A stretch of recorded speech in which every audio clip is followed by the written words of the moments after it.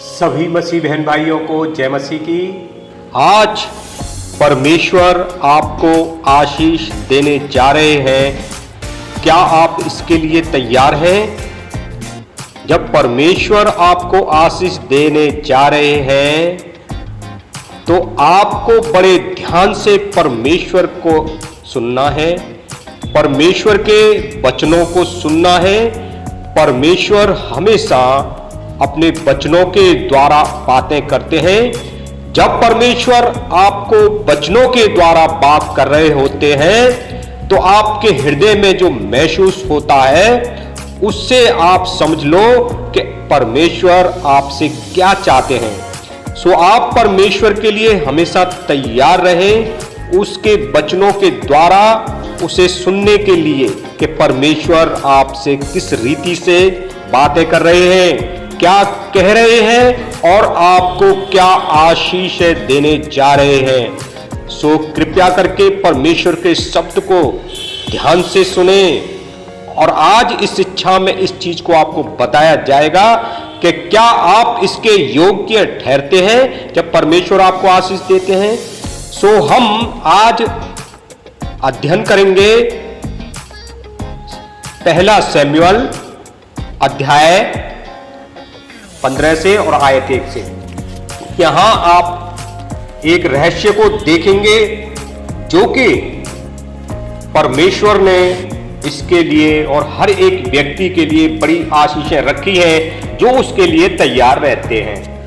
सो हम पहला शमूएल अध्याय 15 से पहली आयत से पढ़ते हैं। शमूएल ने शाऊल से कहा, यहोवा ने अपनी प्रजा इस्राएल पर राज्य करने के लिए तेरा अभिषेक करने को मुझे भेजा था, इसलिए अब यहोवा की बातें सुन ले। सो यहां पहले अध्याय में पहली आयत में और अध्याय 15 में जब हम शमूएल को पढ़ा तो हमने दो चीजों को यहां पे सामने नजर आया। पहली बात, शमूएल ने कहा कि तुझे परमेश्वर की प्रजा के ऊपर राज्य करना है, और दूसरी बात, मुझे तेरा अभिषेक करने के लिए भेजा था। सो यहां पे शमूएल उससे कहता है कि देख, तुझे क्या करना है, बड़े ध्यान से सुनना है परमेश्वर की उस बात को जो परमेश्वर तुझसे चाहता है। परमेश्वर ने तुझे राजा तो बना दिया, लेकिन किसके लिए राजा बनाया है, इस चीज को तू ध्यान से सुन ले। सो यहां पे हमने पहली आयत जब हम पढ़ते हैं, अध्याय 15 की पहली आयत को जब हम पढ़ते हैं तो हमारे ये समझ में आ जाता है कि परमेश्वर ने राजा तो बनाया शाऊल को, लेकिन किसके लिए राजा बनाया, उस कार्य के लिए राजा बनाया। सो हम आयत 2 से पढ़ते हैं। सेनाओं का यहोवा यूं कहता है, मुझे स्मरण है कि अमालेकियों ने इसराइलियों से क्या किया। जब इसराइली मिस्र से आ रहे थे तब उन्होंने मार्ग में उनका सामना किया, इसलिए अब तू जाकर अमालेकियों को मार और जो कुछ उनका है उसे बिना कोमलता किए नष्ट कर। क्या पुरुष, क्या स्त्री, क्या बच्चा, क्या दूध पीता, क्या गाय बैल, क्या भेड़ बकरी, क्या ऊंट, क्या गधा, सबको मार डाल। ये परमेश्वर की जो आज्ञा थी वो शमूएल ने शाऊल को सुना दिया और उससे कहा कि तू बिल्कुल कठोरता के साथ इस कार्य को करना है, तुझे किसी को भी नहीं बख्शना है, सबको क्या कर, मार डाल। परमेश्वर ने बिल्कुल साफ शब्दों में शाऊल को यह आज्ञा दी थी कि किसी को भी बख्शना नहीं है, लेकिन शाऊल ने क्या किया इसको आप देख लेंगे। अध्याय 15 आयत 7 से पढ़ेंगे। पहला शमूएल है। तब शाऊल ने हवीला से लेकर सूर तक जो मिस्र के पूर्व में है अमालेकियों को मारा और उनके राजा अगाग को जीवित पकड़ा और उसकी सब प्रजा को तलवार से नष्ट कर डाला। परंतु अगाग पर और अच्छी से अच्छी भेड़ बकरियां, गाय बैलों, मोटे पशुओं और मेमनों और जो कुछ अच्छा था उन पर साउल और उसकी प्रजा ने कोमलता की और उन्हें नष्ट करना ना चाहा, परंतु जो कुछ तुच्छ और निकम्मा था उसका उन्होंने सत्यानाश किया। यहां पे हमने देखा कि परमेश्वर ने साफ शब्दों में क्या आज्ञा दी थी और साउल जो है वो क्या कर रहा है। सो परमेश्वर की आवाज को आपको सुनना है। साउल ने सारा कार्य किया है, यहां पे हमें ऐसा मालूम पड़ता है और साउल को भी ऐसा लगा कि मैंने जो कुछ किया है वो परमेश्वर की आज्ञा को मान लिया है, क्योंकि उसने सबको मार डाला और जैसा परमेश्वर ने कहा वैसा किया नहीं किया। क्योंकि यहां पर हमने देखा, पहली बात परमेश्वर ने कहा था किसी को जीवित नहीं छोड़ना, सबको मार डालना है, चाहे पशु हो, गाय बैल बकरी भेड़ कुछ भी, यहां तक के दूध पीते बच्चों को भी नहीं छोड़ना है, क्योंकि उन्होंने इस्राएलियों का सामना किया और उनका विरोध किया था, इसलिए परमेश्वर का क्रोध उनके ऊपर था। मैं साउल को राजा बनाने से खेदित हूं, क्योंकि उसने मेरे पीछे चलना छोड़ दिया और मेरी आज्ञाओं को पालन करना छोड़ दिया। तब जब शमूएल को क्रोध भड़का और वह रात भर यहोवा की दुहाई देता रहा। सो हमने देखा कि परमेश्वर जिस बात को कहते हैं उसको अगर हम सही तरीके से सही रीति से नहीं कर पाएंगे तो जो आशीष है हमारे लिए रखी है उनको वापस ले लिया जाएगा। सो आप इसके लिए तैयार हैं परमेश्वर की बात को सही तरीके से सुनने के लिए। जैसा साउल ने किया वैसा नहीं करना है, जैसा दाऊद ने किया था वैसा करना है, क्योंकि दाऊद ने सुना और परमेश्वर के उन नियमों को पूरी रीति से मानता रहा, हालांकि उससे एक गलती हुई थी सिर्फ। सो हम उसके विषय में ज्यादा नहीं जाएंगे। अभी हम देखते हैं फिर दूसरी गलती हम साउल की देखते हैं कि जब हम मुसीबत में होते हैं, जब हम परेशान होते हैं, जब हमारे कुछ समझ में नहीं आ रहा होता, तब हम क्या करते हैं। इस पाठ को भी कृपया करके आप ध्यान से देख लें, सुन लें, क्योंकि ये बड़ा महत्वपूर्ण एक अध्याय है साउल का, जो कि परमेश्वर के विरोध में कार्य उसने कर डाला। तब उसे कुछ भी समझ में नहीं आ रहा था, जब वो संकट में था, जब वो परेशान था, जब उसे परमेश्वर कोई भी जवाब नहीं दे रहे थे, और जब यहां पे शमूएल भी मर चुके थे, तो उसने क्या काम किया।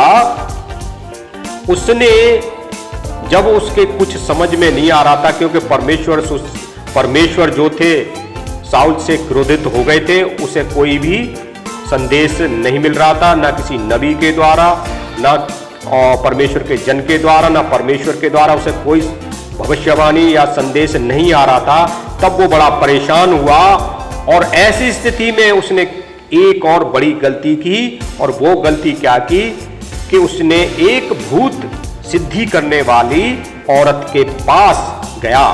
उसने कहा कि देखो, अपने सैनिकों से कहा कि देखो, तुम दोनों मेरे दो व्यक्तियों को लिया और कहा कि एक भूत सिद्धि करने वाले को मेरे लिए ढूंढो। तब वो भूत सिद्धि करने वाले के पास पहुंचा।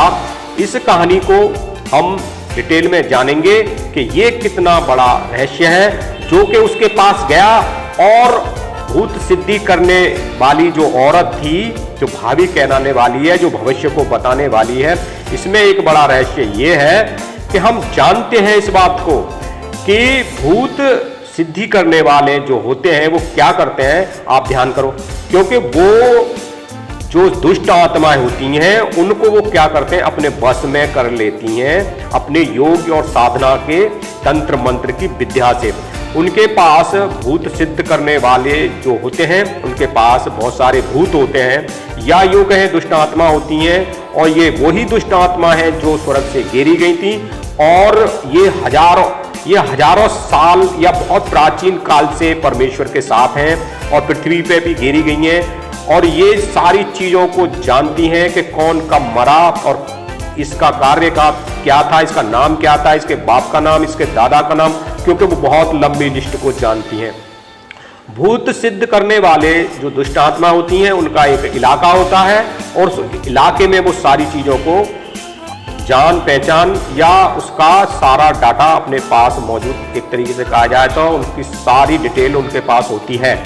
सो हम इस चीज को जानेंगे जब साहुल उस भूत सिद्ध करने वाले के पास पहुंचा तो उसने कहा कि देख, भूत सिद्ध करने वाली ने कहा कि देख साउल ने हमारे लिए क्या किया है, तू तो जानता है कि उसने सबको मरवा डाला। लेकिन साउल ने कहा, क्योंकि उसका भेष बदला हुआ था साउल का, और उसने कहा कि इस कारण मैं परमेश्वर की शपथ खाता हूं कि तुझे इस कारण बिल्कुल भी नहीं मारा जाएगा। लेकिन जब उसने विश्वास दिलाया तो उसने उसके लिए बुलाया, तो उसने कहा कि मैं तेरे लिए किसको बुलाऊं? साउल ने कहा मेरे लिए सैमुअल को बुला, क्योंकि सैमुअल उस वक्त तक मर चुके थे। सो जब जैसे ही उसने उस दुष्ट आत्मा को बुलाना चाहा, लेकिन यहां पे एक अद्भुत कार्य ये हुआ कि सैमुअल जो थे वो स्वयं प्रकट हो गए थे, क्योंकि ये बाइबल में एक पहला ऐसा चमत्कार है जो कि आत्माओं को बुलाने का, जबकि परमेश्वर की ये आज्ञा है कि कोई भी आत्मा नहीं जगेगी, कोई आत्मा नहीं आ सकती, वो ना ही कोई आत्मा आती है। लेकिन जो भूत सिद्ध करने वाले होते हैं वो एक दुष्ट आत्माओं को बुलाते हैं और वो दुष्ट आत्माएं जो होती हैं उसका रूप धारण करती हैं जिस व्यक्ति को हम बुलाते हैं और लोगों को गुमराह करते हैं। लेकिन यहाँ पे क्या होता है, यहाँ पे वास्तव में ही सैमुअल आ जाते हैं, क्योंकि ये परमेश्वर की योजना में था, इसलिए परमेश्वर ने उनको भेज दिया। इस कारण से वो जो भूत सिद्ध करने वाली थी वो डर गई और वो सोच में पड़ गई, और उसने जैसे ही उसको शमूएल को देखा वो तुरंत समझ जाती है कि तू तो राजा साउल है, तूने मेरे साथ धोखा किया। तो वो समझ जाती है कि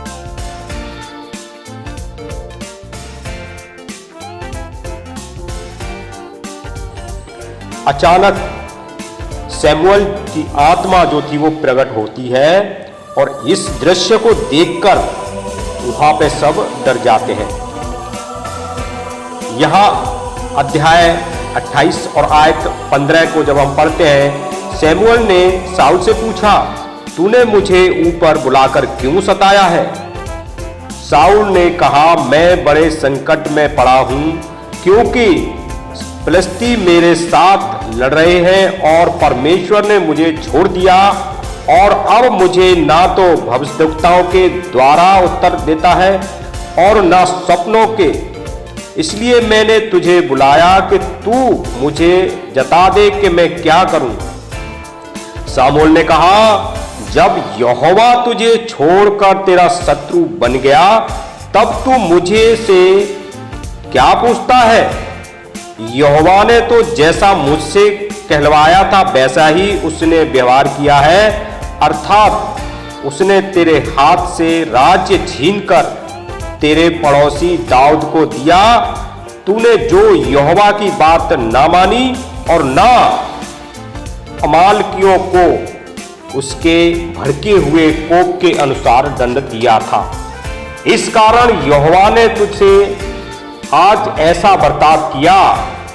फिर यहोवा तुझ समेत इसराइलियों को फलस्तियों के हाथ में कर देगा और तू अपने बेटों समेत कल मेरे साथ होगा और इस्राएली सेना को भी यहोवा फलस्तियों के हाथ में कर देगा।